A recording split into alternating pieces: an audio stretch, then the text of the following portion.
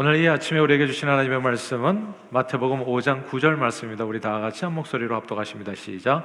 화평하게 하는 자는 복이 있나니 그들이 하나님의 아들이라 일컬음을 받을 것이며. 아멘.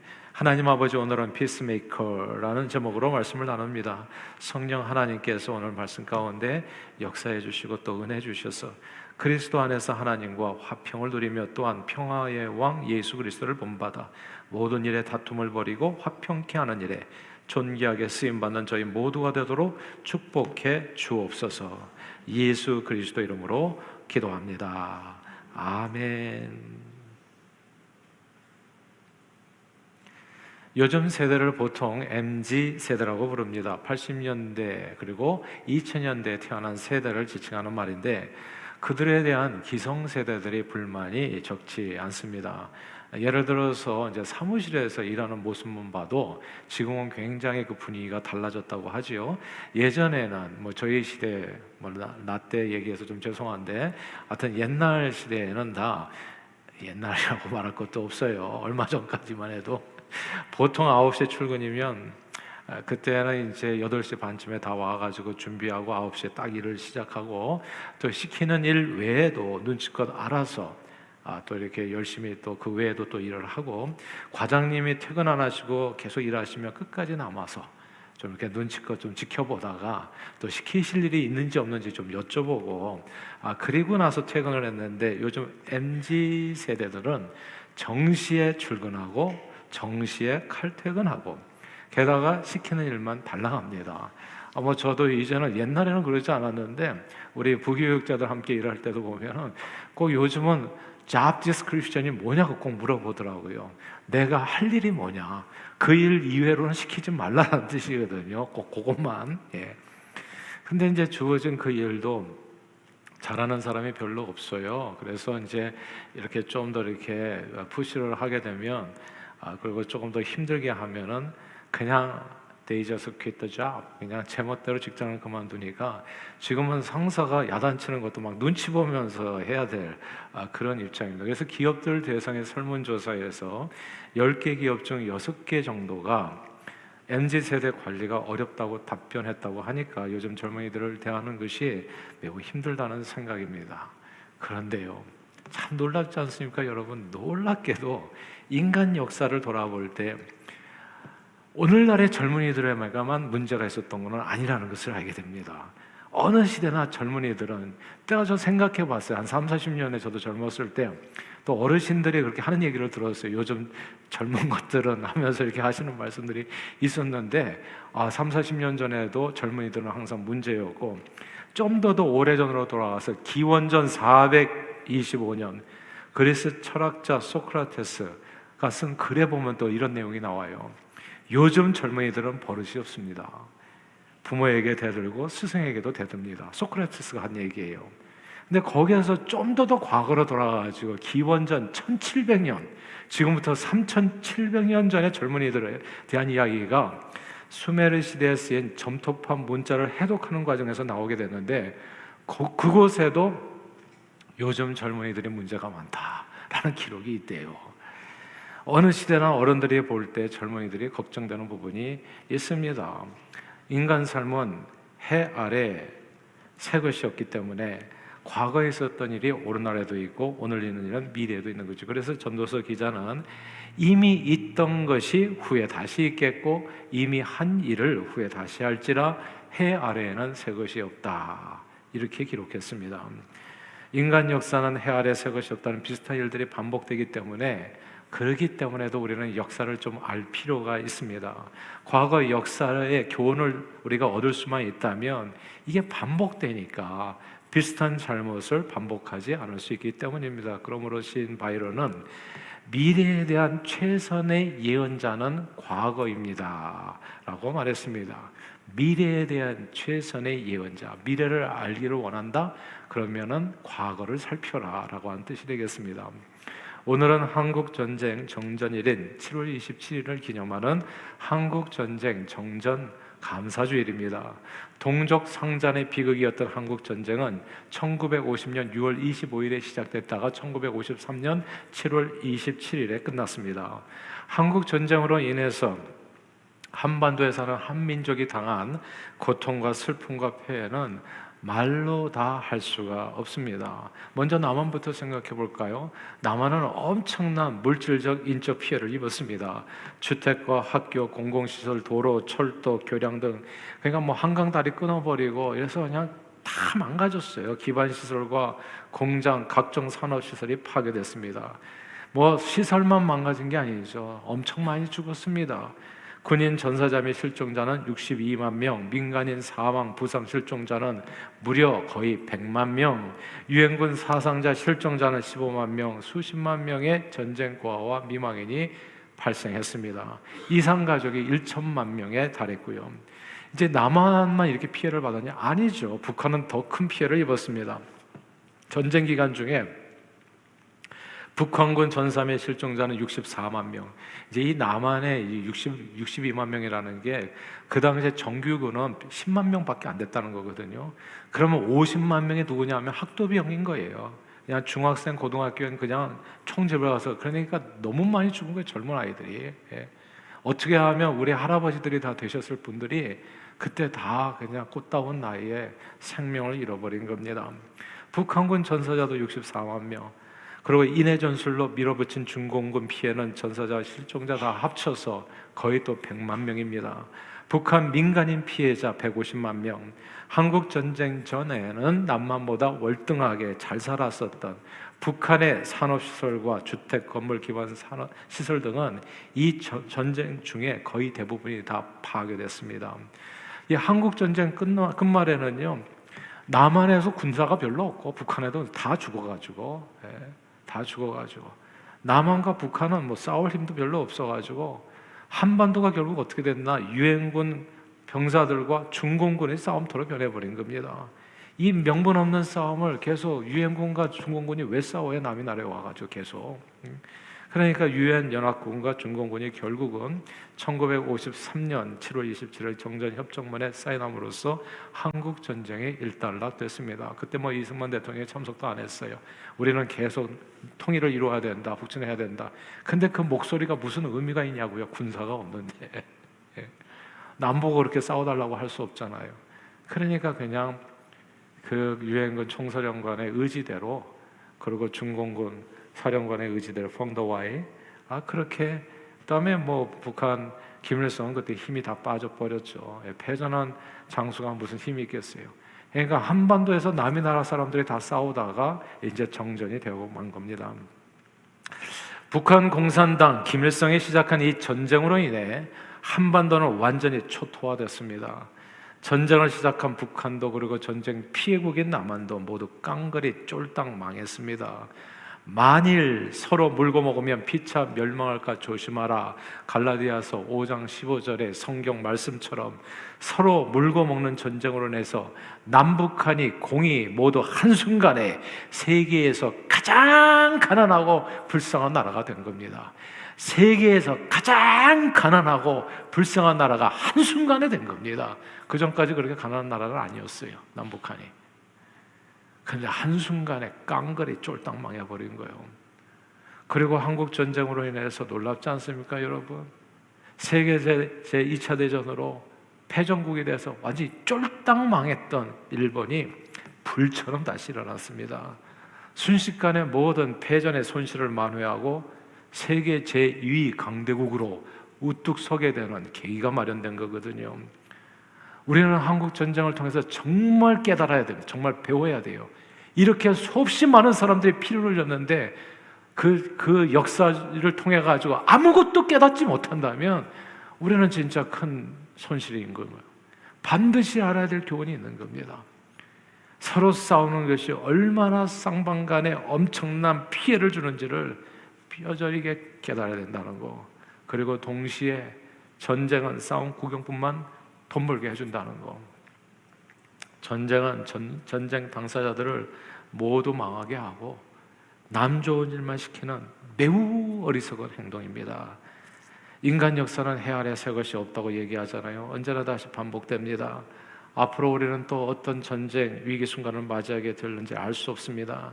그러나 과거 역사를 기억하고 그 역사를 통해서 교훈을 얻을 수 있다면 우리는 과거와는 사뭇 다르게 현명한 결정을 내릴 수도 있습니다. 적어도 과거와 똑같은 어리석은 일을 반복하지는 않을 겁니다. 자, 그렇다면 우리가 한국 전쟁이라고 하는 이 역사를 통해서 얻어야 되는 가장 중요한 교훈이 뭘까요? 여러 가지 교훈을 얻을 수 있겠지만 그중 하나가 오늘 본문에 나옵니다. 다 함께 마태복음 5장 9절을 다시 한번 읽어보겠습니다. 같이 한번 읽어볼까요? 시작. 화평하게 하는 자는 복이 있나니 그들이 하나님의 아들이라 일컬음을 받을 것이며. 아멘. 아멘. 여기서 우리는 한국 전쟁을 통해서 오늘 본문 말씀이 얼마나 진리인가를 새삼 깨닫게 됩니다. Blessed are the peacemakers. 화평케 하는 자가 복이 있다. 다투지 않고 화평하게 서로 화평하며 화목하며 살기만 해도 Blessed are those. 그 사람들이 복받은 사람이라는 거죠. 가와 만사성이라고 화평하게 살기만 하면 나머지 모든 일들은 다 저절로 이루어집니다.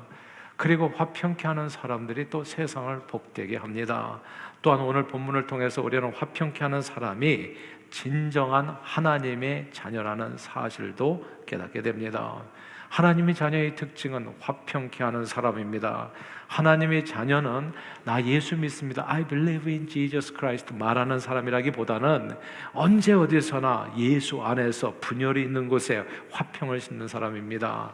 사실 화평케 하는 모든 사람이 하나님의 자녀가 아닐 수는 있겠죠. 그러나 하나님의 자녀는 언제 어디서나 예수 안에서 분쟁을 그치고 화평케 하는 사람입니다. 왜냐하면 화평하게 하는 것만큼 예수 그리스도를 드러내는 성품도 없기 때문입니다. 우리 주 예수 그리스도는 호칭이 있잖아요. 몇 가지 호칭이 있는데 그 중에 하나가 평강의 왕입니다. The Prince of Peace예요. 이 땅에 평강의 왕으로 화평의 왕으로 오셨습니다. 그분은 우리와 하나님 사이에 화평을 이루셨습니다. 원래 인간은 죄로 인해서 하나님과 원수되어서 살았었거든요.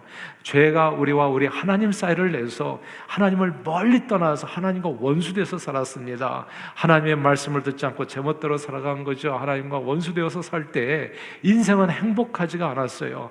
정말 물을 떠난 물고기는 혹시 살 수 있을지 모르지만 하나님을 만왕의 만주의주의 세상을 창조하신 그 하나님과 척이 져서 산다면 그 사람이 정말 행복할 수 있겠어요. 그래서 저는 알아요. 예수 안 믿는 사람은 행복하지 않아요. 지금도 행복하지 않지만 앞으로 더 행복하지 않으실 거예요.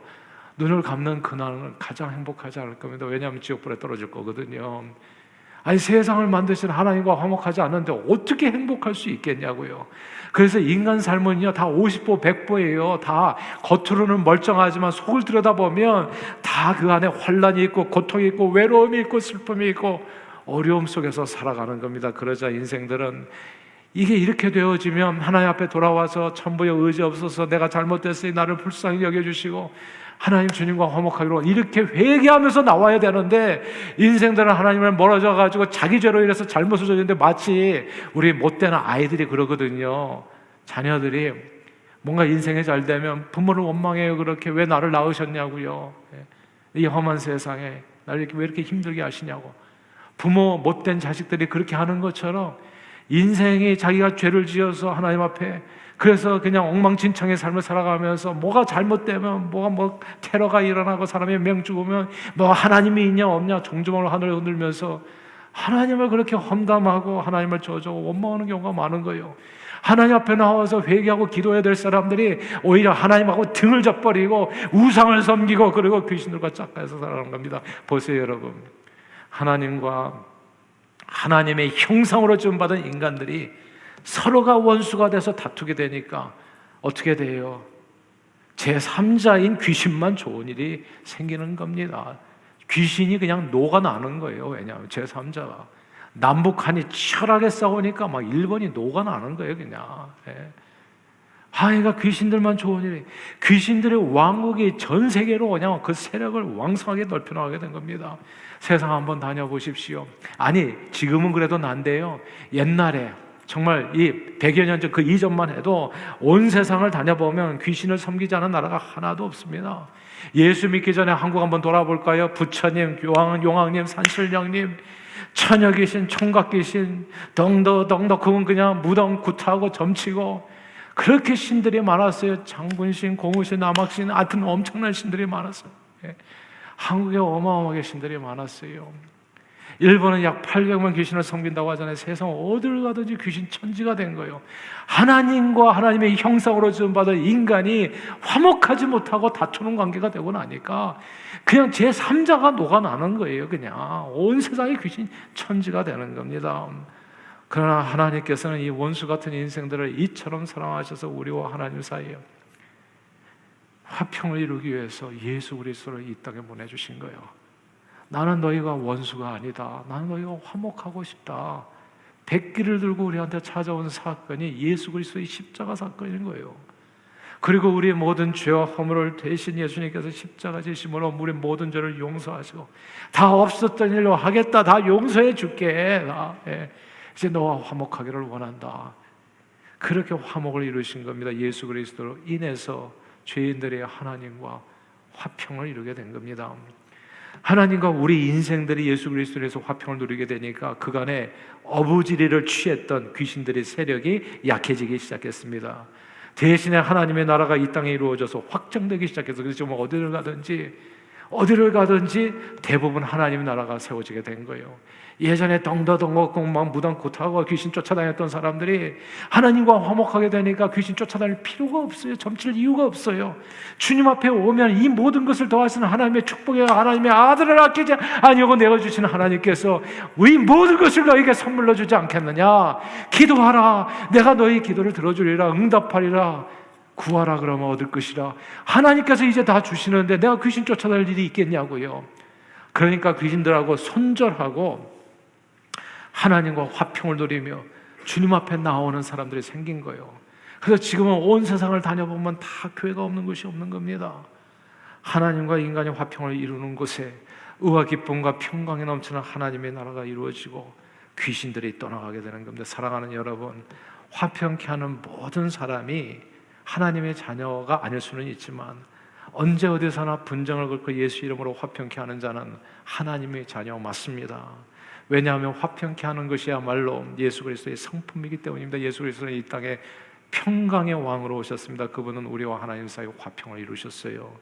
그리고 이 땅에 화평의 왕으로 오신 예수님은 하나님과 우리 사이에 화평을 이뤘을 뿐만 아니라 우리 인간 사이에도 화평을 이루어 주셨습니다. 그래서 예수를 믿으면 모든 인간관계 분쟁에 그치게 됩니다. 정말 예수를 제대로 믿어야 돼요. 교회 다니는 거 말고요. 예수를 제대로 믿으면 부부간에 헤어지지 않게 돼요. 그리고 예수를 제대로 믿으면 부모와 자식 간에 화평을 이루게 되어집니다. 우리 오늘까지 어린이 여름 성경학교를 하는데 아이들에게 가르쳐줄 게 별로 많이 있지가 않아요. 너는 예수 제대로 믿어. 예수 안 믿으면 죽는다. 정말 그 말이 틀립니까? 맞아요. 예수 안 믿으면 죽어요. 사망과 죄와 사망과 저주에서 어떻게 벗어나냐고요. 예수밖에 없는데. 그러니까 그 신앙을 바르게 가르쳐줘야 되는 거예요. 어렸을 때부터. 주일을 성수하지 않으면 죽어요. 주님을 믿고 주님을 예배하는 것이 우리 인생의 목적인데 주일을 빠진다는 건 생각도 할 수가 없는 일이에요. 사실은 누가 뭐라고 하든지 제대로 신앙을 정말 이번 삐뚤어진 말을 바르게 하려고 바른 신앙 교육을 해줘야 돼요. 아이를 정말 사랑한다면 말입니다.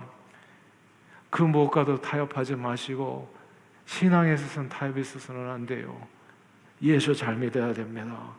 왜냐하면 예수를 믿으면 서로 간에 분쟁이 그치게 되기 때문에 그래요. 저는 수없이 많이 봤어요. 아이를 사랑한다고 해서 뭐 주일도 빼고 이렇게 다니면서 그래서 아이들에게 다 투자했는데 그 아이가 성공하고 나서 부모를 손절하더라고요. 자기가 원하는 사람 마음대로 구해서 하고.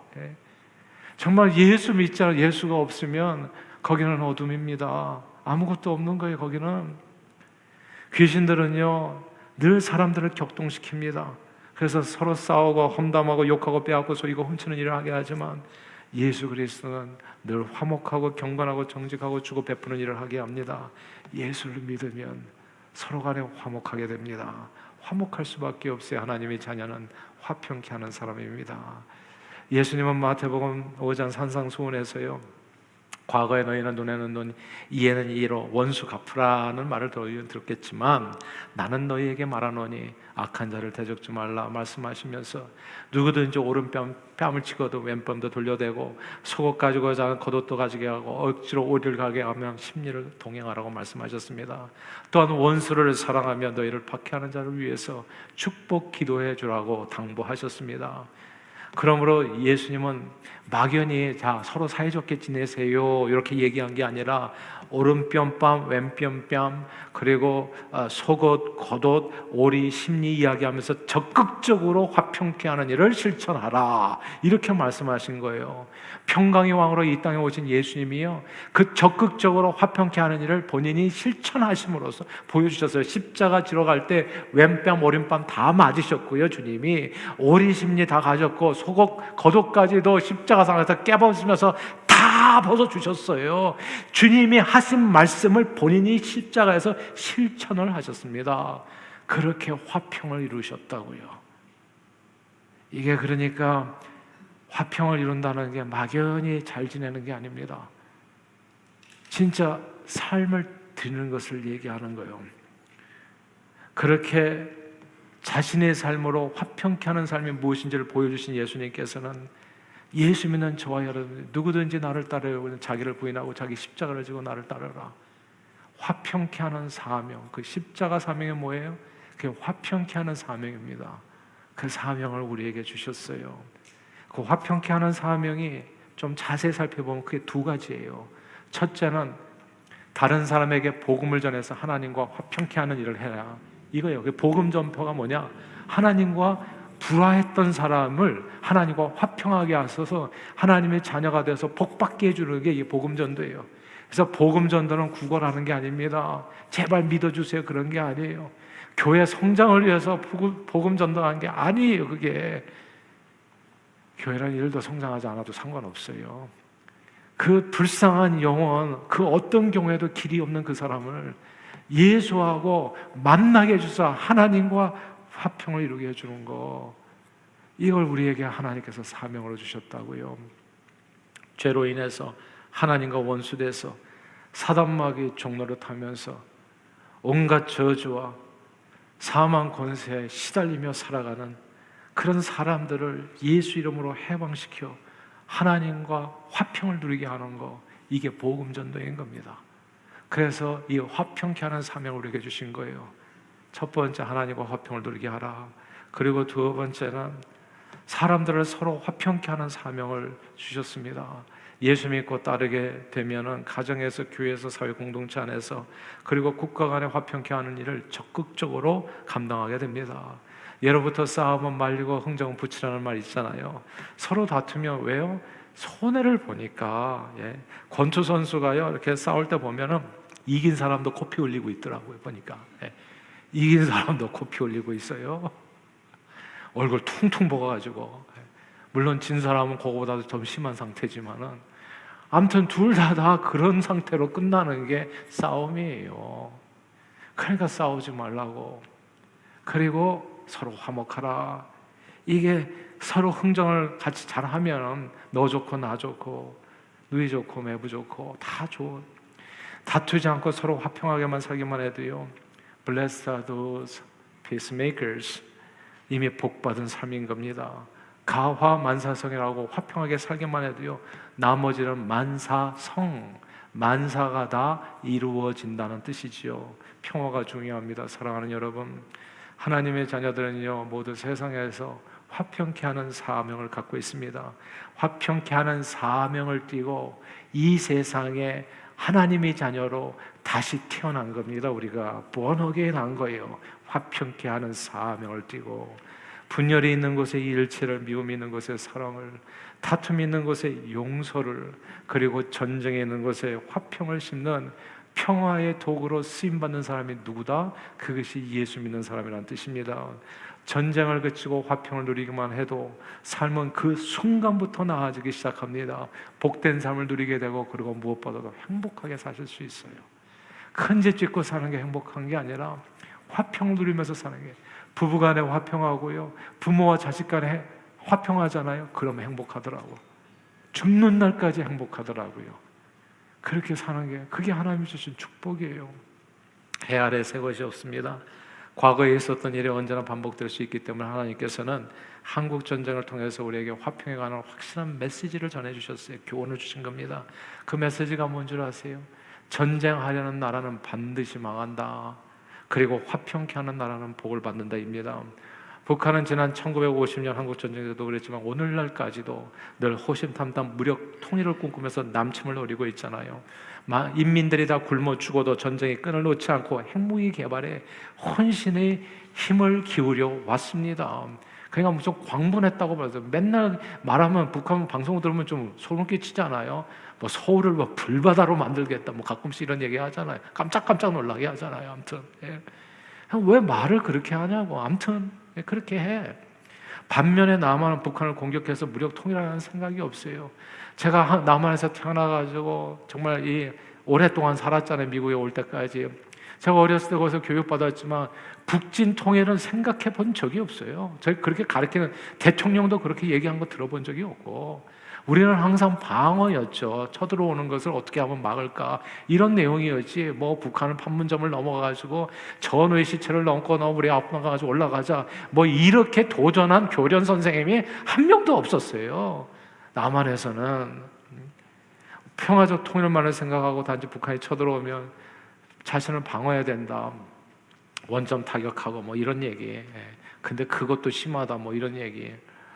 그런데 무력 통일을 꿈꾸며 전쟁 준비에 혼신의 힘을 기울여왔던 북한은 점점 더 가난하고 시간이 지나면 지날수록 못 사는 나라가 되는 거예요. 글쎄.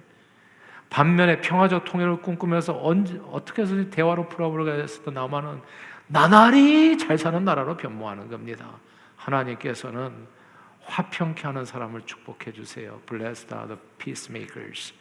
싸우려는 사람이 아니라 되도록 싸우지 않으려는 사람들과 함께하고 그들을 축복해 주십니다. 물론 무력으로 침략하려는 사람들로부터 강도가 우리 집에 들어오면 어떻게 돼요? 막아야 되겠죠. 당연히 방어는 해야 되는 겁니다. 우리 자신을 방어할 수 있어야 돼요. 진정한 평화를 위해서 실력을 키우고 내 자신을 방어할 수 있는 힘과 지혜를 갖추는 것은 언제나 중요합니다. 그러나 평화적인 방법을 사용하지 않고 전쟁으로 남을 공격해서 다른 사람의 생명을 빼앗으려고 해서는 안 돼요. 전쟁은 세상에서 가장 어리석은 행동입니다. 먼저 싸움을 이니시에이트 마세요. 싸움은 걸지 마세요. 시비를 걸지 마세요. 쓸데없이 그렇게 시비 거는 사람들이 많아. 시시비비를 가리려고 하면 시비가 붙는다고 얘기하잖아요. 1절만 하고 빨리 퇴각하세요. 빨리. 그게 바로 어리석은 행동이에요. 싸움이 크게 벌어지는 그런 발달을 하는 거. 역사적으로 남의 나라를 침공해서 전쟁을 벌린 나라치고 뭐 명분은 항상 있죠. 명분을 가지고 싸움을 하는 거죠. 그리고 남을 공격하고. 근데 그런 게 중요한 게 아닌 게, 역사적으로 무슨 이유를 대든지 다른 나라를 공격하고 무고한 백성들이 피를 흘린 나라치고 결말이 좋았던 나라와 지도자가 한 명도 없습니다. 모든 제국은 다 멸망했어요. 애굽, 아수르, 바벨론, 그리스, 로마, 오스만, 터키, 몽골 제국이 다 멸망했고 그 나라들은 오늘날까지 별 볼 일 없습니다. 근대에 들어서는 독일, 이태리, 일본이 전쟁하다 망했지요. 한국 전쟁을 일으킨 북한도 망했습니다. 그리고 오늘날에는 우크라이나와 전쟁을 시작한 러시아가 큰 공경에 빠졌습니다. 전쟁을 시작한 나라와 지도자는 말로가 좋지 않습니다. 반드시 하나님께서 무고한 이들이 피를 흘린 값을 치르게 하십니다. 그 150만 명의 그 고아와 그런 미망이 만든 그 누군가는 반드시 하나님이 쫓아다닙니다. 하나님이 두고두고 하나님이 갚아요. 서로 다투면 좋지 않아요. 오늘날에는 서로 부부싸움으로 인해서 깨지는 가정이 많아요. 혹시 여러분 가운데 뭐 다른 생각하시는 분은 한 명도 안 보시겠지만, 그러나 혹시 싸움 걸지 마세요. 과거에 부부싸움은 칼로 물베기라고 했어요. 물을 탁 빼보면 다시 붙어버리잖아요. 서로 용서하고 이해하고 그냥 참고 나가는 거예요. 참을 인자 세계전 살인도 면한다 해가지고 그냥 그렇게 갔어요. 뭐 100년 해로한 것이 맨날 행복해서 그렇게 간 게 아니라 칼로 물베기라 생각하고 그렇게 그 순간을 넘어갔던 겁니다. 근데 요즘 부부싸움은 그 물에서 니을자만 빼면 돼. 칼로 무베기라고 그냥 서로 깨끗이 싹둑 잘라집니다. 그냥 깔끔하게 깔끔하게. 그런데 그렇게 무배기가 되어버리고 나면 다시 붙이기도 힘들고요. 부부싸움으로 가정이 깨지게 되면 모두가 불행해집니다. 두 사람 다 불행하고 자녀들 다 불행하고, 그리고 그 싸움을 시작한 당사자 있잖아요. 두고두고 하나님께서 갚으십니다. 싸움이 치열하면 치열할수록 제3자가 돈을 꽤 많이 벌어요. 이혼 변호사만 녹아납니다. 녹아나. 예. 남북한 사람들이 그렇게 치열하게 싸웠더니 일본만 녹아났어요. 하나님과 인간이 그렇게 불화했더니 귀신들 나라만 강성해졌어요. 싸우면 당사자들은 모두 망하고 남 좋은 일만 시킨다. 이걸 꼭 기억해야 됩니다. 당사자들은 다 망하고 남 좋은 일만 시켜요. 교회에서도 괜히 별일 아닌 일로 분쟁을 일으키면서 이거 제 오록에다 적어놔도 될지 모르겠어요. 1절만 하세요. 항상 드리는 얘기지만, 예. 괜히 분쟁을 일으키지 마세요. 그냥 좀 용서하시고 참으세요. 그리고 또 지나면 사람은 항상 좋은 거 아니고 항상 나쁜 거 아니기 때문에 이 또한 지나가리라. 좀 참으면 또 좋은 일이 와요. 그리고 문제를 일으키는 사람 내가 굳이 손을 들 필요가 없어요. 원수 갚는 거 하나님 앞에 맡기면 하나님께서 깔끔하게 갚아주십니다. 그러니까 내가 뭘 하려고 하지 마세요. 1절만 화가 나면 분을 내어도 하루 이상 품지 말라. 분을 낼 수는 있다. 그러나 오래 품지 말고 너희 모든 염려를 분노를 하나님께 맡기라. 성경 말씀을 따라 사시면 돼요. 그러면 하나님께서 역사해 주십니다. 성경은 누구든 작은 소자 하나 실족해 하면 연자 맷돌이라고 했어요. 반드시 하나님께서 두고두고 갚으십니다. 교회, 미국에서도 그렇고 한국에서도 그렇고 뭐 평생 사신 분들은 교회 분쟁 되게 많이 보셨을 거예요. 그런데 교회 분쟁을 일으켰던 주동들이 항상 있어요. 하나님께서 두고두고 갚으십니다. 진짜 두고두고 갚아요. 그 자신뿐만 아니라 자손 대대로 하나님께 좋지가 않아요. 신앙생활은 끝나는 겁니다. 근데 때때로 보면 이래요. 교회 안에서도 신앙생활 하다가 물론 교회를 떠나는 이유가 여럿이 있어요. 그러니까 다 모든 것을 스테레오타입할 수 없지만, 근데 많은 경우에 있어서 그 사람이 나간 게 아니에요. 하나님이 내보낸 겁니다. 너는 필요가 없다, 이 교회에. 그런 경우도 꽤 된다는 것을 제가 알아요. 분쟁을 일으키는 사람은 하나님께서 그 사람은 복받을 수 있는 공동체에서 멀리 하세요. 본인이 제 발로 나간 것 같지만. 그래서 반드시 하나님께서 두고두고 갚으십니다. 그러므로 성경은 모든 사람과 더불어 화평함과 거룩함을 쫓아 행하라. 이것이 없으면 아무도 주를 보지 못하리라고 경고했습니다. 서로 불화하면 하나님 얼굴의 은혜가 멀리 떠나게 됩니다. 그래서 제가 가끔씩 촛불 태극기 어느 편에도 서지 말라 강력하게 얘기하는 이유가 그거예요. 어느 편에도 서지 마십시오. 싸우는데 앞장서지 마세요. 그거는 하나님의 일이 아니에요.